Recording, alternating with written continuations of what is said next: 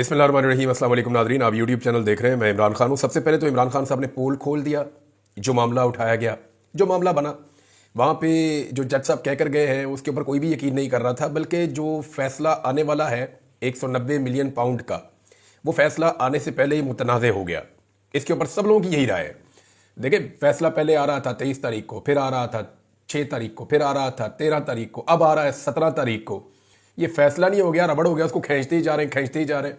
ऐसा तो नहीं हो सकता ना। जो फैसला लिखा हुआ है वो जज को सुना कर जाना था। अब इमरान खान साहब ने जो पोल खोला वो मैं आपको बता देता हूँ। ये फैसल चौधरी साहब गए थे इमरान खान साहब को मिलने के लिए, और दो इंपॉर्टेंट चीज़ें हैं। एक तो इसमें नवाज शरीफ साहब फंसते हैं और जरदारी साहब भी फंसते हैं अगर ये फैसला आता है। यानी हुकूमत इसमें भी फंसी हुई है कि अगर ये फैसला दे दिया तो इमरान खान तो कल कलाम को निकल जाएंगे इसमें, लेकिन इसी मामले की इसी इंक्वायरी में आसिफ अली जरदारी और नवाज शरीफ फंस जाएंगे और वो जवाब देते फिरेंगे कि अब हम इसमें से निकलें कैसे। उनके लिए बड़ी मुश्किलात पैदा हो जाएंगी। पहले देखते हैं फैसल चौधरी ने बताया गया। उन्होंने कहा जी कि हसन नवाज ने 9 अरब की प्रॉपर्टी 18 अरब में कैसे बेची। ये मैंने आपको बताया था ना कि मलिक रियाज के साहबजादे की एक कंपनी थी वहां पे बरतानिया में, उस कंपनी के अंदर ये पैसा था और वहां पे हसन नवाज जो है उससे प्रॉपर्टी खरीदी गई थी और ये ज्यादा पैसों पे खरीदी गई थी। और जब ज्यादा पैसों पे प्रॉपर्टी खरीदी गई तो उनके कान खड़े हो गए जो वहां की इंतजामिया है। तो नेशनल क्राइम एजेंसी जो है एनसीए, उसने तहकीकात की, जनाब इतनी महंगी प्रॉपर्टी ये क्यों ले रहे हैं। तो उन्होंने कहा जी मशकूक ट्रांजैक्शन है, जिसके बाद ये पैसा सील हो गया, वहां पे मुंजमद हो गया, फ्रीज हो गया। और फिर मलिक रियाज साहब ने वहां पे कहा जी पैसा हम पाकिस्तान ले जाते हैं वापस। तो इस पे उन्होंने कहा जी आप अपनी गवर्नमेंट से, हम आपकी गवर्नमेंट से रब्ता कर लेते हैं। गवर्नमेंट से रब्ता किया तो फिर पैसा वापस आ गया। अब मामला शुरू होता है कि 9 अरब की प्रॉपर्टी 18 अरब में कैसे बेची हसन नवाज ने मलिक रियाज के साहबजादे की कंपनी को। यह है जनाब बुनियादी सवाल, जिसका जवाब फिर नवाज शरीफ को देना पड़ेगा। मामला तो यहां से शुरू होगा ना। उन्होंने कहा जी कि इमरान खान ने गुज़िश्ता रोज एहतसाब अदालत के जज की जानिब से लगाए गए इल्जामात का जवाब दिया है। इमरान खान ने कहा है कि जेल में कभी कभार 11:30 बजे से पहले ट्रायल शुरू नहीं होता। इमरान खान ने बताया कि सुबह 9 बजे एक मैसेज आया कि जज साहब आए हुए हैं। इमरान खान साहब ने पूछा कि क्या मेरे वकील आ गए, जवाब मिला नहीं आए। फिर इमरान खान साहब ने पूछा मीडिया वाले आ गए, तो जवाब मिला नहीं आए। तो इमरान खान साहब ने कहा कि जब मेरे वकला आएंगे तो मुझे पैगाम दे दीजिएगा, मैं आ जाऊंगा। तो फैसल चौधरी ने बताया कि इमरान खान ने कहा कि उन्हें अचानक पता चला कि वो जज साहब उठकर वापस चले गए हैं। जज साहब की जानिब से यह कहना कि फलां पेश नहीं हुआ और मैं 2.5 घंटे इंतजार करता रहा हूं, यह बात दुरुस्त नहीं है। फैसल चौधरी ने कहा कि 190 मिलियन पाउंड का मेरिट पर कोई ताल्लुक नहीं है। नवाज शरीफ से पूछें कि उनके बेटे ने 9 अरब की प्रॉपर्टी को 18 अरब में क्यों बेचा। हसन नवाज 9 अरब रुपए जायद किस खाते में उन्होंने लिए, लंदन में फ्रीज पैसे किसको मिले, और इससे काबीना का कोई ताल्लुक नहीं है। सवाल यह है कि 9 अरब की प्रॉपर्टी 18 अरब में क्यों फरोख्त की गई, इसका जवाब हुकूमती जमात देगी। अच्छा, ये तो उन्होंने जनाब एक मामला उठा दिया ना। दूसरा मामला उठा दिया है अलीमा खान साहिबा ने, जो इमरान खान साहब की बहन है। अलीमा खान साहबा जो है वैसे कमाल साथ दिया, कोई भाई भी होता तो इमरान खान का इतना साथ नहीं दे सकता। यानी इमरान खान साहब के बारे में अक्सर लोग कहते थे इनका कोई भाई नहीं है, इमरान खान का कोई भाई नहीं है। लेकिन अल्लाह ताला ने जो बहनें इमरान खान साहब को दी हैं, मेरे ख्याल में 10 भाई मिलकर वो नहीं कर सकते थे जो इन बहनों ने किया है। ज़बरदस्त तरीके से वो अपने भाई के साथ खड़ी हुई हैं, और ना सिर्फ खड़ी हुई है बल्कि वो बहुत, उनकी पॉलिटिकल अप्रोच भी ठीक है। यानी वो चीज़ों को समझती भी हैं, उनके ऊपर बात भी करती हैं, और वो बड़ी दिलेरी के साथ अपना मौक़िफ़ भी पेश करती हैं। तो उनकी अंडरस्टैंडिंग भी बड़ी ज़बरदस्त है, बहुत एजुकेटेड है फैमिली पूरी इनकी। तो उन्होंने कहा अलीमा खान साहब ने कि 190 मिलियन पाउंड केस में सहूलतकारी आसिफ अली जरदारी ने की है, मगर सजा इमरान खान को दी जा रही है। इमरान खान ने अगर सहूलतकारी की है तो इस पर जवाब नवाज शरीफ को भी देना होगा। अडियाला जेल के बाहर उन्होंने गुफ्तगू की। उन्होंने कहा कि आज इमरान खान साहब ने एक सवाल पूछा है, जिस केस में इमरान खान को सजा देने की कोशिश कर रहे हैं। कभी कहते हैं कि इमरान खान ने चोरी की है। इंग्लैंड की एजेंसी ने कहा कि यह पैसा चोरी का नहीं है, यह प्रॉपर्टी टाइकॉन ने हसन नवाज को रिश्वत दी थी। नवाज शरीफ को जवाब देना चाहिए कि रिश्वत क्यों ली। यानी ये वो 9 अरब की प्रॉपर्टी को 18 अरब में बेचने वाला जो मामला फैसल कह रहे थे, ये वही मामला है। अलीमा खान ने सवाल उठाया कि एनसीए ने सवाल उठाया था कि ये इतने पैसे आए कहां से। एनसीए ने करार दिया कि ये चोरी या मनी लॉन्ड्रिंग के पैसे नहीं है। प्रॉपर्टी टाइकॉन मलिक रियाज ने एनसीए से डील की है कि ये पैसे वापस ले जाता हूं। फिर वो पैसे पाकिस्तान ले आए, जिससे अरबों रुपए फायदा हो गया। जो जुर्माना आयद किया गया इसकी सहूलतकारी आसिफ जरदारी ने की, मगर इमरान खान को सजा इसलिए दी जा रही है कि इदारा क्यों बनाया जिसमें सीरतुन नबी पढ़ाई जा रही है। अब आसिफ अली जरदारी बीच में कहां से आ गए। लेकिन जब अदालत ने मलिक रियाज को जुर्माना किया था ना, तो वो उस मामले में किया था कि कराची में कोई जमीन मलिक रियाज साहब ने बहुत बड़ी ली थी, इसके ऊपर उन्होंने बैरियर टाउन बनाया था। वहां पे सुप्रीम कोर्ट ने कहा जी कि ये वो रेट नहीं है जिस पे होनी चाहिए थी, और वो जो सहूलतकारी है वो आसिफ अली जरदारी ने की हुई थी। तो इस हमाम में सारे ही रंगे हैं। मैं आपको बार बार कहता हूं कि जिस दिन मलिक रियाज साहब बोले ना, या मलिक रियाज ने जुबान खोली जिस दिन, उस दिन बड़े बड़ों की कांपे टांग जाएंगी। मलिक रियाज से वो बंदे मुस्तफीद हुए कि आप सोच भी नहीं सकते। बेशुमार लोग जो है वो ओहदों पे बैठे हुए, बेशुमार लोग जो है वो अपनी सरकारी नौकरियों पे कुर्सियों पे बैठे हुए मुस्तफीद हो गए मलिक रियाज से। और मलिक रियाज ने वो चीजें बनाकर दी हैं, अगर वो उसकी लिस्ट दे देना तो आप हैरान हो जाएंगे। यानी ऐसी चीजें जो सरकार को बनानी चाहिए थी वो मलिक रियाज से कई चीजें इन्होंने बनवाई हैं, सिर्फ इस चक्कर में कि गुडविल के चक्कर में मलिक साहब तुसी यह बनाना सी तानू ए करवा देने, या आपका काम हम जो है ना वो कर देंगे।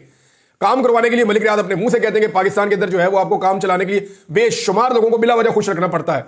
आप जायज काम करने के लिए भी आपको नाजायज बातें माननी पड़ती है, ये मलिक रियाज ने कहा। बहरहाल मलिक रियाज जिस दिन बोले उस दिन बड़ा जबरदस्त किस्म का पाकिस्तान में भूचाल आएगा।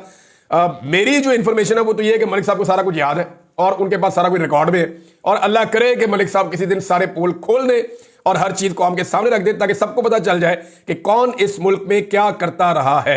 इमरान खान साहब ने बैरिस्टर गौर से भी बात की है। बैरिस्टर गौर को बैरिस्टर गौर ने फिर यह बताया कि इमरान खान साहब ने दो टोक कहा है कि कोई डील नहीं होगी, सिर्फ मुज़ाकरात होंगे। और जुडिशल कम्प्लेक्स में मीडिया के नुमाइंदों से वो बातचीत कर रहे थे। उन्होंने कहा कि बाद औक़ात फैसला सुनाने में ताख़ीर हो जाती है, तो डील वील कोई नहीं है, इसको डील का तासुर कोई ना दे।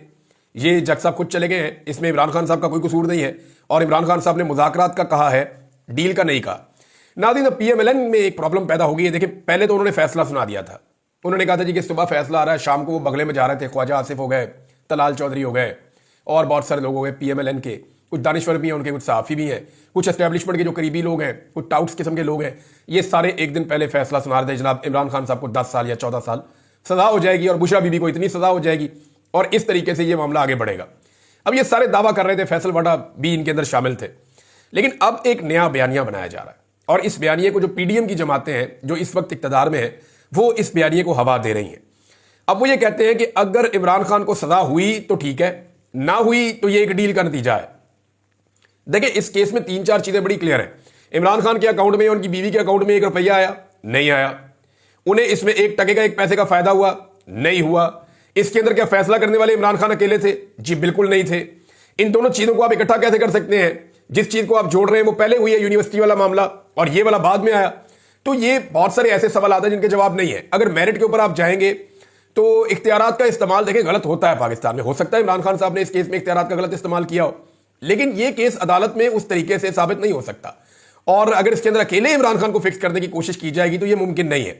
इसमें नवाज शरीफ, आसिफ अली जरदारी, इमरान खान साहब की काबीना के बाकी लोग और बेशुमार लटरम पटरम सारे इसमें फिक्स होंगे। मलिक रियाज साहब को भी इसमें फिक्स करना पड़ेगा। तो अकेला इमरान खान को सिंगल आउट करके आप कर नहीं सकते। तो उसूलन ये मामला अगर सुप्रीम कोर्ट ऑफ पाकिस्तान में या हाई कोर्ट में गया बाद में, तो वहां पे बाकी सारों के भी केस खुल जाएंगे और मामला इस लेवल तक खुल जाएंगे कि पाकिस्तान में बहुत गंद उछलेगा। जेल के अंदर होने वाला ट्रायल जो था वो कंट्रोल्ड इन्वायरमेंट में था। जब हाई कोर्ट के अंदर इस केस का ट्रायल होगा तो बहुत सारी चीजें और बहुत सारी बातें खुलेंगी, जो मुझे नहीं लगता कि ये रियासत खोलने का रिस्क लेगी। लिहाजा इमरान खान साहब को सजा होने के इम्कानात अगर आप कानून के मुताबिक देखें तो कम है, लेकिन अगर आप ट्रैक रिकॉर्ड देखें कि जेल के अंदर जो भी केस होता है उसमें इमरान खान साहब को सजा ही होती है, तो फिर तो इमरान खान साहब को सजा होनी चाहिए। लेकिन अब नून लीग ने जो नया बयानिया बनाना शुरू किया है वो ये है कि अगर सजा ना हुई तो ये डील का नतीजा है। कुछ नून लीगी रहनुमाओं ने, दानिश्वरों ने और वजीफा खोरों ने हल्का हल्का गुर्राना शुरू कर दिया है कि अगर इमरान खान को इंसाफ मिला या एस्टेब्लिशमेंट ने इमरान खान पे सख्तियां कम की तो फिर हम एस्टेब्लिशमेंट को पै जाएंगे। एस्टेब्लिशमेंट ने भी इमरान खान साहब को छेड़ के जो है ना वो एक तारीखी नौइयत का जुआ खेल लिया है, एक तारीखी नौइयत का पंगा ले लिया है। यानी सारे करप्ट हुक्मरानों को और रवायती सियासतदानों को और जितने वो खानदानी सियासतदान थे उन सारों को इकट्ठा करके एस्टेब्लिशमेंट उनकी कहानी हो गई। अगर आपको ये पता है किसी का काना हो जाना तो आपको इसका आइडिया होगा कि आप अपने राज दे देते हैं या आप अपनी कमजोरी उनके हाथ में दे देते हैं। इसका सिंपल मतलब ये है, वरना ये बड़ी लंबी मैं आपको इसकी वो दे सकता हूं। लेकिन बहरहाल मामला यह है कि एस्टेब्लिशमेंट जो है वो इन जमातों की कहानी हो गई है जो इस वक्त इक्तदार में बैठी हुई है या इक्तदार के वैसे ही बगैर बैठे मजे ले रही हैं। अब इनके पास कोई रास्ता नहीं बचा, तो इनका जो आलमी सहारा था वाहिद वो जो बाइडन था, वो सहारा भी इनसे छिन गया, वो इलेक्शन हार गया बिल्कुल तवक्को के बरक्स। अब लड़ाई से अगर ये बाहर निकलते हैं तो PDM की जमातें गालियां देना शुरू कर देगी और उसकी वो वार्म अप मैच भी कर रहे हैं। यानी जावेद लतीफ, मौलाना फजल रहमान और दीगर कुछ लोग जो है वो पहले से एक बयानिया बना रहे हैं। कुछ दानिश्वर भी छोड़े हुए हैं, कुछ इधर उधर बंदे जो है वो हल्का हल्का बता रहे हैं। मैंने आपको कहा ना गुर्राना शुरू कर दिया है। वो बता रहे हैं तुम पै जाओगे अगर तुमने इमरान खान के लिए थोड़ी सी भी जो है वो नरमी की या जो तुम सख्ती कर रहे हो, जो ज्यादती इमरान खान के साथ कर रहे हो, अगर ज्यादती में कमी की तो हम फिर आपको नहीं छोड़ेंगे, आपके पोल खोल देंगे। और पोल तो हल्के हल्के वो खोलते भी हैं, बताते हैं जनाब हमें कैसे घेर घार के जर्नैल लेकर गए थे और हमसे रजीम चेंज ऑपरेशन करवाया था। जावेद लतीफ, फजलुर रहमान और एएनपी और पीपल्स पार्टी और पीएमएलएन, ये बंदे तैयार बैठे हुए हैं, इनको भी एस्टेब्लिशमेंट से लड़ाई लड़नी है। वजह यह है कि ये सारे ये जानते हैं कि जो भी एस्टेब्लिशमेंट से लड़ेगा उसे पाकिस्तान में वोट पड़ जाएंगे। यानी कैसा अजीबोगरीब वक्त आ गया है कि जिसने वोट लेना है वो एस्टेब्लिशमेंट के साथ लड़ाई करेगा तो उसको वोट मिलेगा। मैं आपको चले एक सर्वे करवा लेते हैं, इसी वीलॉग में आप अपने पैगामात में मुझे बता दें कि पाकिस्तान आज जिन हालात का शिकार है, इसके लिए आप पाकिस्तान के सियासतदानों को जिम्मेदार समझते हैं या पाकिस्तान की एस्टेब्लिशमेंट को बड़ा जिम्मेदार समझते हैं। और इसी पे एक मैं एक्स के ऊपर या ट्विटर के ऊपर एक मैं सर्वे भी करवा लेता हूं, जो अगले वीलॉग में आपके साथ मैं शेयर कर लूंगा, जिसमें भी पता चल जाएगा कि लोग क्या सोचते हैं कि पाकिस्तान के जो बहरान है या जो हालात हैं उनके लिए जिम्मेदार पाकिस्तानी सियासतदान है या एस्टेब्लिशमेंट है।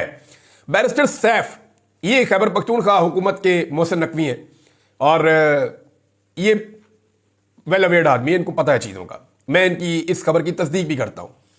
इन्होंने बयान दिया है कि इमरान खान साहब के बैकडोर राब्ते हैं और कोई बंदे हैं जो एस्टेब्लिशमेंट से और इमरान खान दोनों से राब्ते में। ये बात बिल्कुल ठीक है, मैं इसकी तस्दीक कर देता हूं, लेकिन इससे ज़्यादा मैं इसलिए नहीं बताऊंगा कि पाकिस्तान तहरीक इंसाफ खुद बताएगी वक्त आने पर कि किस तरीके से क्या चीज़ें हुई हैं। इमरान खान साहब की मिन्नतों के लिए बंदे बीच में डाले गए हैं, लेकिन इमरान खान साहब डील कर नहीं रहे, वो मान नहीं रहे। बैरिस्टर साहब ने अगली बात भी बताई है और मैं क्लियरली आपको कह देता हूं कि इमरान खान साहब से बारहा, देखिए वो सियासतदान है, वो मुलाकातें तो करेगा। और इमरान खान साहब ने कई मरतबा कहा कि पाकिस्तान की खातिर में बात करने को तैयार हूं, मैंने डील कोई नहीं करनी। यानी मुझे ना डील में इक्तदार चाहिए ना कुछ और चाहिए, मैं सिर्फ और सिर्फ पाकिस्तान के लिए आ सकता हूं मैदान में, तुम लोग बीच में से निकलो, अवामी मैंडेट वापस करो और उसके बाद जो है मुल्क को चलने दो। ये इमरान खान साहब कर सकते हैं, लेकिन इमरान खान साहब को डील कोई नहीं चाहिए और वो डील नहीं मांग रहे हैं। ना वो मुल्क से बाहर जाना चाहते हैं, ना वो खामोश रहना चाहते हैं, ना वो उसके अंदर कोई सौदेबाजी करना चाहते हैं, ना वो ये चाहते हैं उनके केसेस खत्म किए जाए। केसेस है ही कोई नहीं। वैसे रऊफ हसन साहब भी लगातार यही बात कर रहे हैं पाकिस्तान तहरीक इंसाफ से। शेर अफजल मरवत ने भी कहा, उन्होंने कहा जी बेशक इसकी बैरिस्टर गौहर और वज़ीर आला खैबर पख्तूनख्वा या इस मामले में तरदीद कर दे मोहसिन नकवी भी, लेकिन मैं अपनी बात पे खड़ा हूं और बात वही है कि इमरान खान साहब को ऑफर दी गई है। कौमी असम्बली और सेनेट में नाजरीन भरपूर किस्म का एहतजाज किया है पाकिस्तान तहरीक इंसाफ ने, और पंजाब असम्बली में भी एहतजाज किया है और तीनों जगह पे बड़ा तगड़ा एहतजाज हुआ। कौमी असम्बली में पहली मरतबा ऐसा हुआ, सेनेट और कौमी असम्बली में, जब अपोजिशन एहतजाज कर रही है तो इमरान खान साहब की तस्वीर नेशनल टेलीविजन के ऊपर चली है। यह बड़े लंबे अरसे के बाद हुआ है। पाकिस्तान में एक अनअनाउंस्ड किस्म का एक सेंसर लगा हुआ है इमरान खान साहब के ऊपर, उनका नाम नहीं लिया जा सकता, उनकी तस्वीर नहीं दिखाई जा सकती। हालांकि पैमरा ने इसके बारे में कोई कानून या कोई चीज इस्तेमाल नहीं की हुई। हाँ, ये सेंसर इस तरह लगा था कि मीडिया मालिकान को बुलाया गया था और बुला के एक जगह पे बिठा के उनको सिर्फ चंद सेकंड के लिए धमकाया गया था। सिर्फ चंद सेकंड की धमकी थी। मुझे उसके अल्फाज भी पता है, मुझे 2 मीडिया मालिकान ने बताए कि हमें ऐसे बुलाकर जिस तरह कोई जानवरों को धुतकारता ना, इस तरीके से हमें धमकी लगाई गई थी। और उस धमकी लगने के बाद से लेकर अब तक मीडिया चैनल ना इमरान खान की शक्ल दिखाते हैं ना उसकी तस्वीर दिखाते हैं। और एक ऑफिसर था जिसने आगे धमकी लगाई थी सामने खड़े होकर टका के, और उस ऑफिसर की जो फाइलें हैं वो फैसल वाडा ने उठाई हुई थी। ये मैं चले आपको बता देता हूं कि एक सियासतदान है फैसल वाडा, उसने उस ऑफिसर की फाइलें उठाई हुई थी और उस ऑफिसर के पीछे पीछे चल रहा था। और उस ऑफिसर ने जो धमकी लगाई उसके बाद से इमरान खान की ना तो शक्ल दिखाई गई और ना ही इमरान खान साहब का उनकी आवाज सुनाई गई, या कोई पुराना क्लिप भी अब नहीं दिखाया गया, उनका नाम भी नहीं लिया गया इलेक्ट्रॉनिक मीडिया के ऊपर। बहरहाल अभी ये चलना शुरू हो गया है। हैरत की बात है, चीजें ऐसा लगता है कि एस्टेब्लिशमेंट भी थक गई है इमरान खान साहब को मार मार के, उनको दबा दबा के, उनकी पार्टी को दबा दबा के। तो कौमी असम्बली में जनाब गोली क्यों चलाई, ये आवाज आई, बार बार पूछा गया। दूसरा, इमरान खान को रिहा करो, और जैसे ही हुकूमत बोलना शुरू करती है तो ऊ शुरू हो जाता है, क्योंकि शहबाज शरीफ साहब ने एक जबरदस्त आइडिया दिया है कि ये साउंड प्रोड्यूस करे, इससे एहतजाज होता है और इस तरह कौमें तरक्की करती हैं। कौमों का तरक्की करने का जो तरीका है, अगर शबाना रोज आप ऊ करेंगे तो इससे कौम तरक्की करेगी। ये शहबाज शरीफ साहब का आइडिया था, तो इसमें अपोजिशन ने ऊ करके एहतजाज भी किया कौमी असम्बली में। और ख्वाजा आसिफ तो पहले ही भाग रहे कि मुज़ाकरात करो ही ना, वो कह रहे जी मुज़ाकरात से निकल जाओ। इमरान खान साहब की तस्वीरें चल गई हैं। एजाज चौधरी साहब का एक लेटर आया नाजरीन सामने, ये लेटर मैं आपको दिखाना चाहता हूं, बल्कि पढ़ के सुनाना चाहता हूं। एजाज चौधरी साहब को पिछले 2 साल में 20 महीनों के अंदर ये तीसरी मरतबा उनके प्रोडक्शन ऑर्डर जारी हुए। एक मरतबा जी राजा परवेज अशरफ ने जारी किए थे, एक दफ़ा जो डिप्टी चेयरमैन सेनेट था मिर्जा अफरीदी उसने जारी किए थे, फिर यूसुफ रजा गिलानी साहब ने अब जारी कर दिए। ये 3 मरतबा ये जारी हुए हैं एजाज चौधरी साहब के प्रोडक्शन ऑर्डर, लेकिन उन्हें पेश नहीं होने दिया गया। यानी इस्लामाबाद पुलिस गई थी एजाज चौधरी साहब को लेने के लिए, बाकायदा वैन लेकर कि इजाज चौधरी साहब को ले जाएंगे और ले जाके जब तक सेनेट का सेशन चलेगा ये इस्लामाबाद में रहेंगे और सेनेट का जो सेशन है उसको अटेंड करेंगे, वहां तकरीर करेंगे। लेकिन इजाज चौधरी साहब ने भी डील नहीं की हुई। सबको पता है जब वो सेनेट में आएंगे तो क्या तकरीर करेंगे और किस तरीके से बात करेंगे और बयानियों को कैसे बलडोज करेंगे। लिहाजा जनाब इजाज चौधरी साहब को पंजाब हुकूमत ने देने से इनकार कर दिया। अब यह सवाल सुबह पूछा गया मीडिया की जानिब से, यूसुफ रज़ा गिलानी से, शिबली फराज उनके पीछे खड़े हुए थे, तो सवाल पूछा गया जनाब आप ताकतवर हैं या जो कोट लखपत जेल का सुपरिटेंडेंट है वो ताकतवर है, यानी चेयरमैन सेनेट ताकतवर है या सुपरिटेंडेंट जेल जो है कोट लखपत का वो ताकतवर है। तो वो आए बाएं शाएं कर रहे थे, उनको भी आइडिया था कि ये कौन रोक रहा है, कैसे रोक रहा है, और इस वक्त गिलानी साहब अपने हालात खराब करना नहीं चाहते, तो गिलानी साहब ने अपने हालात खराब करने से गुरेज किया और ये मामला चला गया सेनेट के अंदर। वहां पे इजाज चौधरी साहब की और इमरान खान साहब की तस्वीर थी और वहां पे रोला था और बहुत शोर मचा, इसके ऊपर बहुत आवाज उठाई गई। इजाज चौधरी साहब का लेटर आप सुन लीजिए। उन्होंने कहा जी मुझे हवालाती के तौर पर जेल में कैद हुए 20 माह हो गए हैं। इन महीनों में 3 मरतबा मेरे सेनेट के प्रोडक्शन ऑर्डर जारी किए गए हैं। पहली मरतबा मई 2023 में राजा परवेज अशरफ साहब के जरिए, दूसरी मरतबा 2024 में मार्च में कायम मकाम चेयरमैन सेनेट मिर्जा अफरीदी के जरिए, और अब जनवरी 2025 में यूसुफ रज़ा गिलानी के जरिए। मगर तमाशा देखिए कि इस्लामाबाद से लेने के लिए अमला कोट लखपत जेल के दरवाजे तक आया, मगर सूबाई हुकूमत की मुदाखलत पर उन्हें वापस कर दिया गया। जनाब यूसुफ रज़ा गिलानी का शुक्रिया। जमहूरियत के साथ यह कैसा भयानक मजाक है, यह कैसी पार्लियामेंट है जिस चेयरमैन सेनेट के अहकामात की धज्जियां उड़ाई गई हैं, यानी चेयरमैन सेनेट के अहकामात की धज्जियां उड़ा दी गई हैं। आगे 3 मरतबा उन्होंने क्वेश्चन मार्क लगाया। फिर उन्होंने लिखा कि कुफर का निज़ाम चल सकता है मगर जुल्म का निज़ाम नहीं चल सकता। मौला अली रज़ी अल्लाह तआला अन्हु करमुल्लाह वजह, उन्होंने एक कॉल भी लगाया हज़रत अली रज़ी अल्लाह तआला अन्हु का, और फिर उन्होंने नीचे लिखा सेनेटर इजाज चौधरी, और एक साइड में एक छोटा सा जुमला लिखा है, यह बड़ा मजेदार है। इजाज चौधरी साहब ने लिखा कि फिर कहते हैं कि ट्वीट सख्त कर दी है। तो ट्वीटें तो सख्त होनी है ना जब इस तरह के घटिया इकदाम होंगे और सेनेट के मेंबर को सेनेट में आने से रोका जाएगा। गवर्नर पंजाब ने दोबारा गोलाबारी की है टिकटॉक गवर्नमेंट के ऊपर, और वो ये कहते हैं कि 17,000 सरकारी स्कूलों को प्राइवेटाइज कर दिया है। अब आप अंदाजा करें कि टिकटॉकर को शौक कितना है। जो सरकारी स्कूल है उनको प्राइवेटाइज कर रहे हैं ताकि तालीम के ऊपर खर्चा कम से कम हो। सरकारी स्कूलों को प्राइवेटाइज कर रहे हैं, गरीब का बच्चा पढ़े तो पैसे देकर पढ़े, मुफ्त तालीम का हक उससे वापस ले रहे हैं, नंबर 1। नंबर 2, आप इनकी कार्रवाई चेक करें कि साथ में तालीमी इदारों के दौरे भी कर रहे हैं और वहां पे कंट्रोल्ड एनवायरनमेंट के अंदर जाली मकबूलियत के ड्रामे भी रचाए जा रहे हैं। ये ड्रामा खुल जाएगा किसी दिन, अभी आप देखते जाइए जिस तरह ये कर रहे हैं। अभी तो क्योंकि डीसी का बेचारे का बड़ा बुरा हाल होता है, कमिश्नर का बहुत बुरा हाल होता है, वहां का जो डीपीओ है वो बेचारा फंसा हुआ होता है, एसपी फंसा हुआ होता है, पूरी की पूरी ब्यूरोक्रेसी, पुलिस, जितना एजुकेशन डिपार्टमेंट है सबका बेड़ा गर्क हो जाता है। वो को पटवारी पकड़ के बिठाते हैं, को किसको पकड़ के बिठाते हैं, वो बच्चे ढूंढ ढूंढ के ला के वहां पे यूनिवर्सिटी में इकट्ठे करते हैं। उसके बाद जनाब बाद में हुक्म होता है कि जैसे ही मैडम नीचे उतरे तो सारों ने इकट्ठे हो जाना है, और जैसे ही सबने इकट्ठे होना है तो दूर से एक ऐसे करके कैमरा लहराएगा। वो बड़ा तरीके से कर रहे हैं, प्रोडक्शन का बंदा हूं, मुझे आइडिया है कि ये चीजें कैसे की जाती हैं। तो मैं 20 साल से इस धंधे में यही काम कर रहा हूं मीडिया का, तो मुझे पता है कि ये कैसे किया जाता है। बहरहाल ये खेल हमने पहले भी बड़े खेलते हुए लोगों को देखा है, ये अब खेल रहे हैं, लेकिन जब ये पब्लिक में जाएंगे स्पेशली वोट लेने के लिए तो इनको लग पता जाएगा। मरीम नवाज ने गुज़िश्ता दिन कहा था कि जनाब आपकी मोहब्बतें अगर 5 साल मिलती रही तो 5 साल में मैं काम करूंगी। एक तो हुकूमत ही जाली है, पहले जाओ जाके इलेक्शन लड़ो, इलेक्शन लड़के इक़्तिदार में आओ, अगर अवाम वोट डाले और फिर आपका हक बनता है कि आप अवाम की खिदमत करें। आपका तो हक ही नहीं बनता कि आप अवाम की खिदमत करें, क्योंकि आपको तो लोगों ने रिजेक्ट कर दिया है, नंबर 1। और नंबर 2 बात यह है कि मोहब्बतें तो आपको पाकिस्तानी अवाम ने दी नहीं। मोहब्बतें जहां से आपको मिली है जाली फॉर्म 47 की सूरत में, वहां से मोहब्बतों की एक शर्त है जिसके ऊपर आपको कायम रहना पड़ेगा। बस जूते पॉलिश नहीं रुकने चाहिए और रफ्तार में कमी नहीं होनी चाहिए। टका के जूते पॉलिश करें, ये 5 साल के आपको 50 साल मोहब्बतें मिलेंगी, बस जूते पॉलिश करें। लेकिन अब एक और प्रॉब्लम पैदा हो गया ना, जिनके आप जूते पॉलिश कर रहे हैं वो बेचारे खुद प्रॉब्लम में आ गए हैं, और वो इतनी प्रॉब्लम में आ गए हैं कि वो ये सोच रहे हैं कि गंदे जूते ही ठीक है, इससे बेहतर है। तो नाज़रीन अभी कुछ और चीज़ें शेयर करता हूँ अगले वीलॉग में। अब तक के लिए इतना ही। लेकिन शुएब शाहीन साहब आजकल बहुत बरस रहे हैं। उन्होंने कहा जी अर्दली हुकूमत ने तबाही फेर दी है और इकोनॉमी का और मुल्क का बेड़ा गर्क कर दिया है। शुएब शाहीन साहब बहुत निकल कर बयान दे रहे हैं, फिर इसके ऊपर हम बाद में बात करेंगे। अब तक के लिए इतने, अपना ख्याल रखिएगा, अपने चैनल का भी। अल्लाह हाफ़िज़।